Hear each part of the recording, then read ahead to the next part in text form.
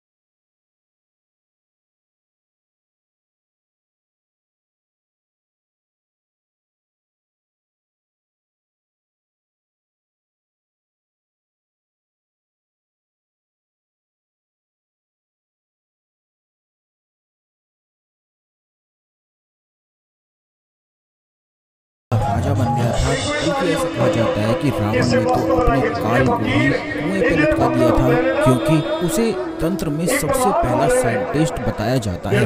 उसी ने वायु विमान का आविष्कार भी किया था। लेकिन आपको ये भी बता दें कि रावण को तांत्रिक रावण कहा जाता है, जो कि तंत्र में विश्व विख्यात था और पल भर में ही जो चाहे कर सकता था। उसे माया पर विजय प्राप्त थी। यही कारण था कि वह हमेशा हंसता रहता था और उसके 10 सर थे। इसी के कारण वो सामने वाले व्यक्ति को अपने 10 सिरों के माध्यम से ऐसी माया रचता था कि सामने वाले की 10 दिशाएं ही ब्लॉक कर देता था। तो दोस्तों, आपको बता दें कि रावण द्वारा बताए हुए कुछ ऐसे खास प्रयोग, ऐसे कुछ खास मंत्र हैं जिसको अगर कर लिया जाए तो धन की परेशानी तो समाप्त होती ही है, बल्कि मनोकामना पूर्ति के लिए भी यह एकदम रामबाण और अचूक है। तो ध्यान से संपूर्ण वीडियो को देखकर इस जानकारी को प्राप्त करें, लेकिन उससे पहले वीडियो को लाइक करें, भगवान शिव को नमस्कार करें ओम नमः शिवाय लिखकर कमेंट बॉक्स में। तो दोस्तों, आपको बता दें कि भगवान शिव की भक्ति के लिए रावण ने एक खास महल बनवा रखा था, जिसमें केवल वही प्रवेश करता था और वहां पर ऐसा कहा जाता है कि वह भगवान शिव से साक्षात बातें करता था। आपको ये जानकर भी हैरानी होगी कि रावण एक लेखक भी था, एक ज्योतिषाचार्य भी था, एक ब्राह्मण भी था, पंडित भी था, तांत्रिक भी था और एक बहुत बड़ा संगीतकार भी रावण को कहा जाता है। यानी कि वीणा बजाने का वह इतना शौकीन था कि पूरे दिन ही वह वीणा बजाता रहता था। जब भी उसे खाली समय मिलता था तो केवल वीणा बजाते हुए ही अपने खाली समय को व्यतीत वह करता था। और ये भी कहा जाता है कि जब भी वह वीणा बजाता था तो संपूर्ण देवी देवता उसकी वीणा के स्वर में, उसके संगीत में इतने मोहित हो जाते थे कि भगवान शिव तो स्वयं आकर वहीं पर तांडव करने लग जाते थे। तो यही कारण है कि उसके बताए हुए जितने भी प्रयोग होते हैं वे बड़े ज़्यादा तीव्र होते हैं, खास होते हैं, क्योंकि वह संपूर्ण चीज़ों में जानकारी रखता था। तो दोस्तों, आपको बता दें कि अगर आपकी कोई खास मनोकामना है या आप चाहते हैं कि धन प्राप्ति के अवसर आपको प्राप्त हो, धन के सभी ब्लॉकेज आपके जीवन से हट जाए, तो आपको 2 अलग अलग क्रियाएं करनी है। यानी कि मनोकामना पूर्ति के लिए अलग तरह से किया जाता है, वहीं दूसरी ओर धन प्राप्ति के लिए अलग तरह से किया जाता है। पहले मनोकामना पूर्ति के लिए आपको केवल इतना करना है कि आपकी एक मुट्ठी में जितने चावल आते हैं, इस बात का आपको ध्यान रखना है कि जो चावल जिस पर कवर लगा हुआ होता है, उन्हीं चावलों का केवल इस्तेमाल आपको करना है। वैसे चावल आपको बिल्कुल भी नहीं लेने हैं जो छिले हुए होते हैं, जो घर में खाते हैं, उन चावलों का प्रयोग इस्तेमाल आपको नहीं करना है। मूंजी वाले चावल उन्हें कहा जाता है, वही चावल आपको लेने हैं। रोज मात्र एक मुट्ठी में जितने चावल आपके आते हैं अपने घर से मुट्ठी भरकर लेकर जाना है और इस मुट्ठी को मंदिर में जाकर भगवान शिव के शिवलिंग पर ही छोड़ना है। और यह केवल ब्रह्म मुहूर्त में ही किया जाता है। लगातार 41 दिन अगर आप ऐसा करते हैं, वैसे तो बहुत जल्दी ही इस प्रयोग को करने से संपूर्ण मनोकामनाएं पूरी होती हैं, लेकिन 41 दिन करने से भगवान शिव की कुछ खास शक्तियाँ प्राप्त होती हैं, उनकी खास विशेष कृपा प्राप्त होती है। ये भी बता दें कि यही एक खास क्रिया है कि आपको अपने घर से मुट्ठी भर के चावल लेकर जाने हैं। ब्रह्म मुहूर्त में केवल इसको करना है। बीच रास्ते में किसी से भी आपको बात नहीं करनी है। एक हाथ में एक लोटा जल आपको ले लेना है और इसे आपको शिवलिंग पर चढ़ाना है। एक मुट्ठी चावल चढ़ाकर आप बस लोटा जल चढ़ा दें। ये ऐसा संपूर्ण तंत्र प्रयोग है कि भगवान शिव की विशेष कृपा की प्राप्ति कराता है। इतना सरल है, बस इसमें थोड़ी डेडिकेशन की आवश्यकता पड़ती है और ये डेडिकेशन भगवान शिव के भक्तों में ही मिलता है। भगवान शिव के भक्तों के लिए ये कोई बड़ी बात नहीं है, वह तो ऐसे ही इन चीज़ों को करते ही रहते हैं। लेकिन ये जो खास क्रिया हमने आपको बताई है कि मुट्ठी केवल शिवलिंग पर ही जाकर फिर घर से बंद करके खोलनी है। अगर आप चाहते हैं कि धन के लिए विशेष रूप से इस प्रयोग को किया जाए तो आपको ध्यान रखना है कि फिर आपको मुट्ठी में एक इलायची भी बंद करके रखनी है। लेकिन अगर आप चाहते हैं कि मनोकामना पूर्ति के लिए इस प्रयोग को किया जाए तो फिर आपको लौंग रखनी है। अब आपको ये भी बता दें कि हाथ की जो मुट्ठी होती है उसमें बहुत ही ज़्यादा विशेष शक्तियाँ मौजूद रहती है। बल्कि जो लोग रेकी के बारे में जानते हैं, एनर्जी हीलिंग के बारे में जानते हैं, वो केवल हाथ का ही इस्तेमाल करते हुए सामने वाले को हील करते हैं। क्योंकि इंसान के शरीर में जितने चक्र होते हैं वह संपूर्ण 7 चक्र उसके हाथ में विराजमान होते हैं। बल्कि उसके जो कुंडली के जितने भी ग्रह हैं वो भी केवल उसके हाथ में ही विराजमान होते हैं। तो आप ये समझ लें, इसीलिए ऐसा कहा भी जाता है कि सुबह उठते ही आपको अपने हाथों को देखना चाहिए, क्योंकि हाथों के दर्शन करने से संपूर्ण देवी देवताओं के दर्शन आपने कर लिए हैं। ये इसके पीछे का विज्ञान है जो हम अपने हर वीडियो में हर एक चीज़ खास तरीके से आपको बताते हैं, जिससे आप ज्ञान की अद्भुत प्राप्ति कर सकें और सीख सकें कि किस प्रकार ये सभी चीज़ें होती हैं। इसीलिए अगर आप नए हैं तो चैनल को सब्सक्राइब करके बेल बटन अवश्य दबा कर रखा करें, जिससे जब भी हम आपके लिए वीडियो लेकर आते हैं तो यह वीडियो आपको समय पर सबसे पहले मिला करे और कोई भी वीडियो बिल्कुल भी मिस न हुआ करे, क्योंकि ये जानकारी इतनी खास है कि जब आप खास जानकारी को जानते हैं तभी केवल खास प्रयोग आपके लिए कार्य करता है। तो दोस्तों, जैसा कि हमने आपको बताया है कि हाथों में संपूर्ण 7 चक्र होते हैं, संपूर्ण ग्रह मौजूद रहते हैं, बल्कि सिर्फ हाथों को देखकर ही किसी भी व्यक्ति की किस्मत का भी पता लगाया जा सकता है। जिन लोगों के हाथ थोड़े खुरदरे होते हैं या जिन पर धारियां बहुत ही ज़्यादा अधिक स्पष्ट रूप से दिखाई देती हैं, तो ऐसे लोगों की किस्मत थोड़ी कमज़ोर होती है। वह अपने पूरा जीवन ही मेहनत करते रह जाते हैं, लेकिन जिस चीज़ को वह चाहते हैं उस चीज़ को प्राप्त नहीं कर पाते हैं।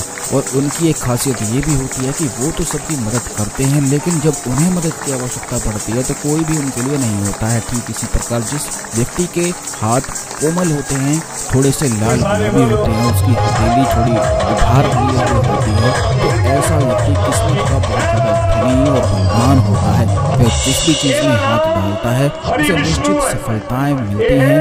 तो दोस्तों, आप इस बात का भी ध्यान रखा करें कि जब भी आप शिवलिंग पर कुछ चढ़ाते हैं तो आपको अपने दोनों हाथ कुछ देर के लिए शिवलिंग पर रख देने चाहिए और उस समय आंखें बंद करके भगवान शिव का ध्यान करते हुए ओम नमः शिवाय का जाप करना चाहिए। लड़कियों को ओम शिवाय नमः का जाप करना चाहिए, क्योंकि ऐसा करने से जो आपके 7 चक्र हैं, जो आपका ऑरा है, जो आसपास आपके नेगेटिव ऊर्जाएं हैं, जो नेगेटिव शक्तियां हैं, उसे शिवलिंग सोख लेता है और आप में दिव्य शक्ति का संचार होता है। इसी खास क्रिया को खास ब्रह्म मुहूर्त पर करने से व्यक्ति धनवान तो बनता ही है, बल्कि ज्ञानवान भी बन जाता है। आपको ये भी बता दें कि जो व्यक्ति धनवान होता है तो उसके धन को तो छीना जा सकता है, लेकिन जो व्यक्ति ज्ञानवान है उसे किसी भी प्रकार से उसके ज्ञान को नहीं छीना जा सकता है, बल्कि अगले जन्म में भी वह उसी ज्ञान के साथ जन्म लेता है।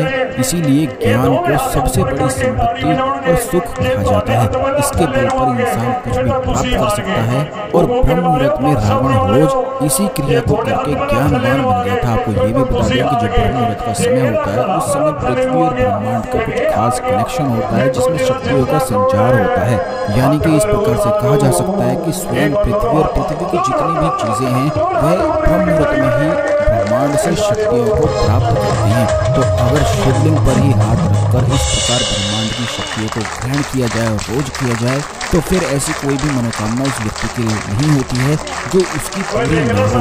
यह इतनी ज़्यादा खास क्रिया है कि जिस प्रकार हमने आपको बताया है उसी प्रकार केवल आप करते हैं तो निश्चित ही अगले दिन से इसके प्रभाव को देखेंगे। सबसे पहला लाभ तो इसका आपको ये मिलेगा कि जिस दिन आप इस प्रयोग को करेंगे, इस क्रिया को करना शुरू करेंगे, उस दिन आप खुद नोटिस करें कि कोई भी चीज़ आपको विचलित नहीं कर पाएगी, कोई भी दुख आपको पकड़ नहीं पाएगा। इस संसार में तो दुख हर जगह मौजूद है ऐसा कहा जाता है, लेकिन जो व्यक्ति उस दुख को कुछ भी ना समझे उसे केवल ज्ञानी कहा जाता है, क्योंकि अगर आपने दुख को मन से हरा दिया तो फिर वह दुख आपको पकड़ ही नहीं सकता है। और अगर आप अपने जीवन में अच्छी चीज़ों को अपने दिमाग में रखते हैं तो यही काम यह क्रिया करती है, यानी कि आपके संपूर्ण 7 चक्रों को बैलेंस करती है, क्लीन करती है और आपका जो ऑरा है उसको रिपेयर करती है। पहले दिन से इसके प्रभाव मिलते हैं और उस समय जिस समय आप हाथ रखेंगे तो उस समय ओम नमः शिवाय का जाप करते हुए आप केवल बस अपनी मनोकामनाओं को रोज बोलते जाया करें। फिर आपका चाहे कैसी भी मनोकामना हो, कोई भी कितने भी बड़े संकट में ही क्यों ना हो,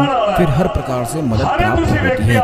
ये भी बात आप ध्यान रखें कि इस संसार में जितने भी गण हैं, जितने भी देवी देवता हैं, वह केवल भगवान शिव के ही भक्त हैं। और जो सिर्फ भगवान शिव की पूजा करता है, भक्ति करता है, तो ऐसे व्यक्ति के सभी गण सहायता करते हैं, पितृ सहायता करते हैं, कुल देवी कुल देवता जितने भी तांत्रिक देवियाँ हैं उसकी सहायता करती हैं। और ओम नमः शिवाय को तो महामंत्र कहा जाता है, लेकिन काफ़ी लोगों को इसकी क्रियाओं को पता नहीं होता है, इसलिए काफ़ी लोग इसका लाभ नहीं उठा पाते हैं। तो शिवलिंग पर ब्रह्म मुहूर्त में ऐसे हाथ रखते हुए ध्यान करते हुए ओम नमः शिवाय का जाप करने से आप खुद ही इस चमत्कार को देखेंगे कि आपको ऐसा महसूस होगा कि कुछ ना कुछ शक्ति आपको निश्चित ही प्राप्त हो रही है। आपको तब पता चलेगा जब आप खुद करके इसको देखेंगे। ये देखें